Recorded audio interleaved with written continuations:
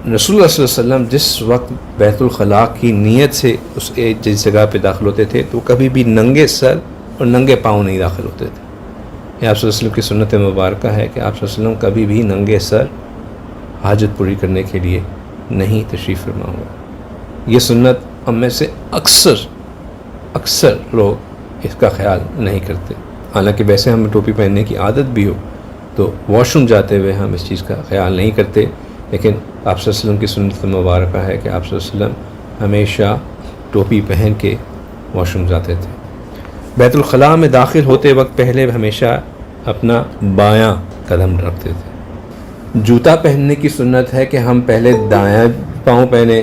Wash room میں جانے کی سنت ہے کہ پہلے ہم بائیں پاؤں سے جائیں، لیکن اور واش روم میں جاتے ہوئے جوتا بھی پہننا ہے تو اب ہم پہلے بایاں پاؤں پہن لیں تو وہ والی سنت خراب ہو جائے، اور ہم اگر دایاں پاؤں ڈال لیں تو یہ والی سنت خراب ہو جائے. تو پھر کیا کیا جائے؟ تو اس کا بھی حل یہی ہے، اس کے 2 حل ہیں. اگر تو چھوٹا واش روم ہے تو بائیں پاؤں سے داخل ہوں اور پاؤں چپل کے اوپر رکھ لیں، پھر دایاں پاؤں داخل کر کے چپل پہنتے ہوئے دائیں سے پہن لیں.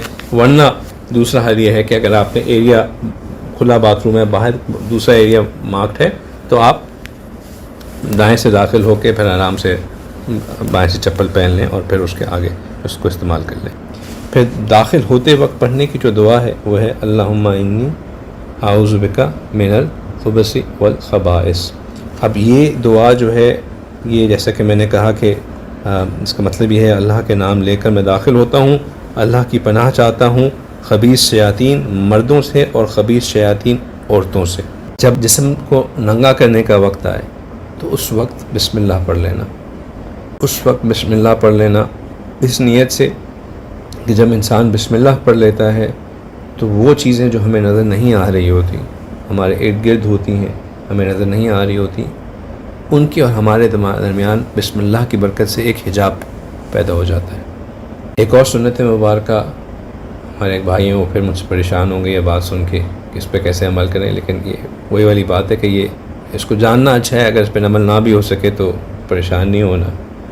وہ یہ ہے کہ کپڑے اتارتے وقت جتنا نیچے ہونا اتنا بہتر، مطلب ایز کلوز ٹو گراؤنڈ کپڑے اتارے جائیں اتنا بہتر. پھر بیت الخلاء جانے سے پہلے اگر کوئی انگوٹھی پہنی ہوئی ہے یا کوئی تعویذ پہنا ہوا ہے تو اس کو اتار لینا، تاکہ قرآن پاک کی آیت مبارکہ یا رسول اللہ صلی اللہ علیہ وسلم کا نام جو ہے وہ اس جگہ پہ مچ جائے. پھر جب رفع حاجت کرتے وقت کوشش کرنی چاہیے کہ ہم قبلہ منہ نہ ہوں، نہ اس کی طرف پیٹھ کریں، نہ اس کی طرف چہرہ کریں.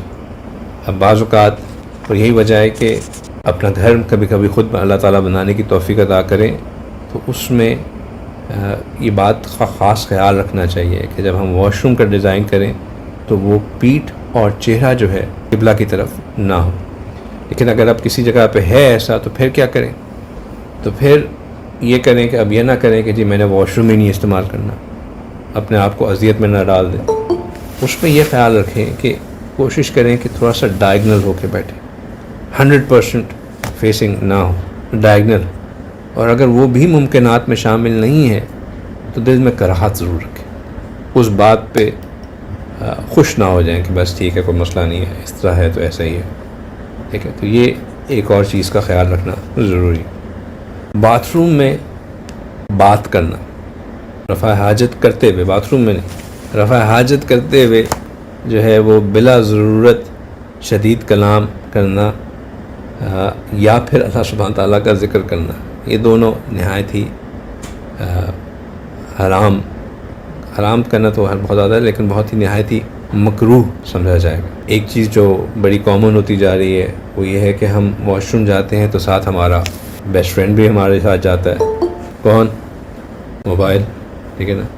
تو اگر آپ واش روم میں بیٹھے ہوئے واٹس ایپ کے میسیجز کے جواب دے رہے ہیں تو یہ بھی جو ہے وہ آپ کی گفتگو کے اندر ہی شامل ہو جائے گا. تو کوشش یہ کریں کہ اگر آپ اپنے ذہن میں اس بات کو رکھیں کہ میں اس وقت جنات و شیاطین کے پلے گراؤنڈ میں بیٹھا ہوا ہوں، میں جتنی جلدی یہاں سے نکل آؤں میرے لیے بہتر ہے، بھوتوں کے ساتھ میں نہ رہوں.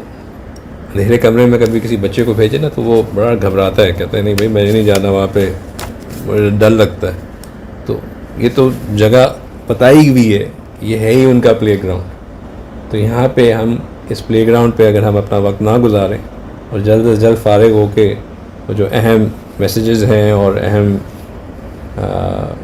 سوشل میڈیا اپڈیٹس ہیں اور اہم نیوز ہے اور اہم جو کہ اگر ہم نے اس پرٹیکولر وقت میں نہ سنی اور نہ دیکھی تو شاید دنیا کے اور ہمارے کاروبار کے کتنے نقصانات ہو جائیں, اس کو تھوڑا سا ملتوی کر دیں اور فارغ ہونے کے بعد اس کو ہم کر لیں.